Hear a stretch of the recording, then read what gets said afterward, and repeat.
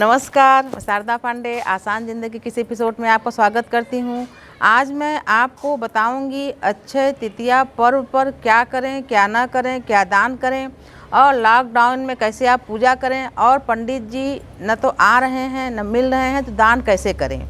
बहुत सारे लोगों की मान्यता का जो व्रत होता है कि हम इतने दिन तक व्रत करेंगे या दान करेंगे, जो संकल्प के रहते हैं वो कैसे करें और पूजा का मुहूर्त कब है और आप ख़रीदारी क्या क्या कर सकते हैं। वैसे लॉकडाउन में भी सब दुकानें बंद हैं, फिर भी मान लीजिए कहीं आसपास के जैसे कहीं कहीं पर कि सुबह से लेकर 12 बजे तक खुली रहती हैं दुकानें, उसे साग सब्जी की दुकानें खुली रहती हैं, सोनार वगैरह के बर्तन की दुकानें बंद हैं, फिर भी अगर कुछ चीज़ आपको मिले तो खरीद सकते हैं। तो सबसे पहले अक्षय तृतीया पर्व जो कि विवाह मुहूर्त के नाम से भी जाना जाता है।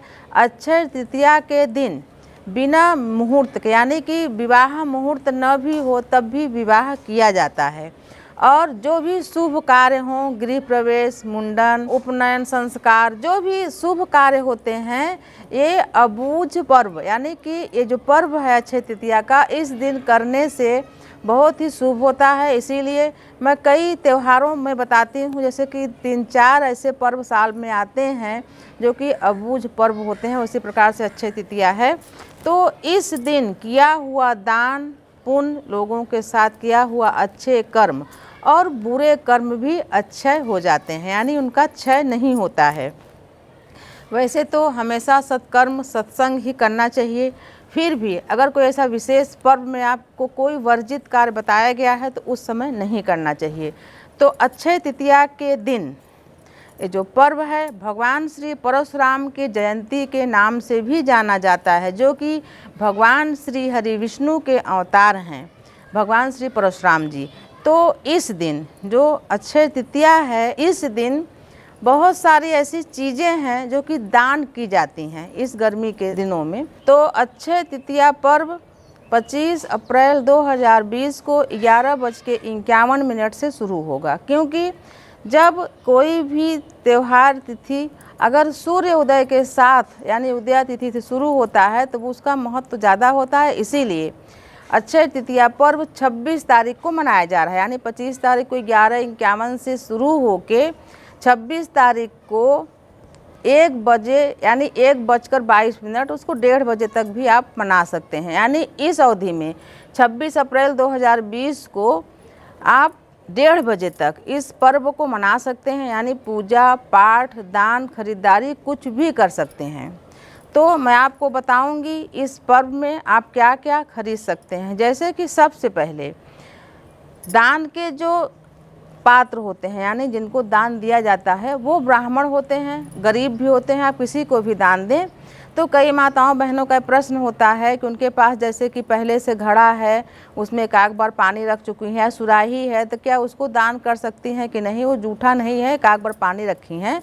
तो मैं आप सभी से बताऊंगी कि कोई भी दान जब हम देते हैं तो एकदम से नया होना चाहिए, विशेषकर ब्राह्मण को। तो नया मिट्टी का सुराही या घड़ा जो कि अच्छी तरीके से धो के गाय के घी या गोबर से उस पर स्वस्तिक का निशान बना के, और देने वाला घड़ा या सुराही में ढक्कन जरूर होना चाहिए। तो अच्छी तरीके से पहले तो स्वस्तिक का निशान बनाए बगैर धोए, स्वस्तिक का निशान बना के फिर उसको अंदर बाहर से अच्छी तरीके से धोएं। नहाने के बाद ही नए बर्तन को छुएं और नहाने के बाद ही दान देने वाला जल को भरें और उसको ढक के रखें। हो सके अगर आपके पंडित जी आ सकें तो आप घर में बुला सकती हैं या थोड़ी देर के लिए आप जा भी सकती हैं, सावधानियां रखते हुए, यानी कि हाथ से छू के कोई चीज़ें न दें, मुंह में मास्क वगैरह लगा के जा सकें। और अगर ऐसा नहीं है तो मैं आपको बताऊंगी कि आपको क्या करना चाहिए। पहले तो मैं आपको बताऊंगी कि क्या क्या दान देना चाहिए। तो जल से भरा हुआ घड़ा ब्राह्मण को या मंदिर में आप दान दे दें, या कोई गरीब है तो उनको भी आप दान दे सकते हैं। उसी प्रकार से कुल्हड़ या कसोरा, कोई भी ऐसे छोटा सा मटकी, उसको भी उसी तरीके से धो के स्वस्तिक का निशान बनाने के बाद उसमें दूध दही या घी भर के उसमें भी ढक्कन लगा के ब्राह्मण को दान दिया जा सकता है। यानी कि मिट्टी का बर्तन भी खरीदने और दान देने का काफ़ी महत्व है। उसी प्रकार से मिट्टी का कटोरा टाइप का होता है, सकोरा बोलते हैं उसको भी खरीद के अच्छी तरह से धो के उसमें चावल या चीनी भी भर के ब्राह्मण को दान दिया जा सकता है। उसी प्रकार से जो आजकल के ब्राह्मण अगर खड़ाऊँ पहनते हो तो खड़ाऊँ छायादान यानी छतरी, छतरी काले रंग की नहीं होनी चाहिए और किसी भी कलर की छतरी होनी चाहिए। छतरी जो पंडित जी धोती कुर्ता पहनते हों तो उनको धोती कुर्ता सफ़ेद वस्त्र जो होते हैं, चावल चीनी सत्तू, तो जैसे सत्तू आपको अभी नहीं मिल पाए तो जैसे कि हम लोग चना वगैरह मंगाते हैं भुना हुआ, तो आप उसको मिक्सी से पीस कर भी और थोड़ा सा गेहूं कढ़ाई में भून के उसको भी पीस के तो सत्तू बना के भी दान कर सकती हैं। तो मैं आपको बता रही हूँ, उससे आप आसान ज़िंदगी में क्या क्या दान दिया जाता है उसको सर्च करके भी देख सकती हैं। तो ये सब चीज़ें आप दान कर सकती हैं। अक्षय तृतीया पर्व बहुत ही शुभ पर्व है, बहुत ही शुभ मुहूर्त है। ये पहले तो परशुराम जयंती के नाम से भी जाना जाता है। उसके अलावा कई घटनाएं जैसे किसी विशेष पर्व में होती हैं तो उनको अच्छा या बुरा या जैसे कि जो भी होता है तो उसको मनाया जाता है।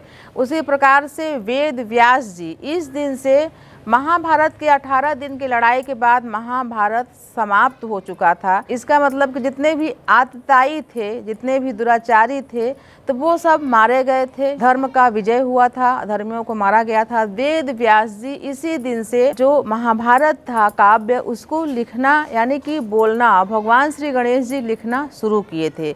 उसी प्रकार से त्रेता युग का प्रारंभ भी इसी तिथि से हुआ था। हयग्रीव का अवतार भी इसी दिन मनाया जाता है, यानी कि हयग्रीव भी भगवान श्री हरि विष्णु के अवतार माने जाते हैं। इसीलिए इस दिन भगवान श्री हरि विष्णु परशुराम जी के साथ साथ भगवान श्री हरि विष्णु और माता लक्ष्मी का विशेष पूजन होता है। इस पूजन में आप 5 या 3 बत्ती वाला दिया बना के, जो कि तिल का तेल या गाय के घी का दीपक बना के आरतियाँ कर सकते हैं भगवान श्री हरि विष्णु जी का और भगवान श्री परशुराम जी का। तो मैं आपको बता रही हूँ कि अक्षय तृतीया पर्व में आप क्या करें क्या ना करें। इसी तरीके से अगर आपके यहाँ बहन बुआ या बेटी आई हुई हैं तो सबसे बड़े दान के मान्य यही होते हैं। इनको भी आप वस्त्र आभूषण अन्न धन विशेषकर जो भांजे होते हैं उनको भी आप उनको भगवान श्री परशुराम जी के छोटे अवतार मान के उनको भी इन सब चीज़ों को दान कर सकते हैं। उनका पाँव धो के उनसे आशीर्वाद ले सकते हैं। तो ये पर्व बहुत ही शुभ और बहुत ही महत्व होता है इस पर्व का। तो बहुत तमाम बहनें बोल रही हैं क्योंकि पास कोई सामान नहीं है वो कैसे पूजा करें।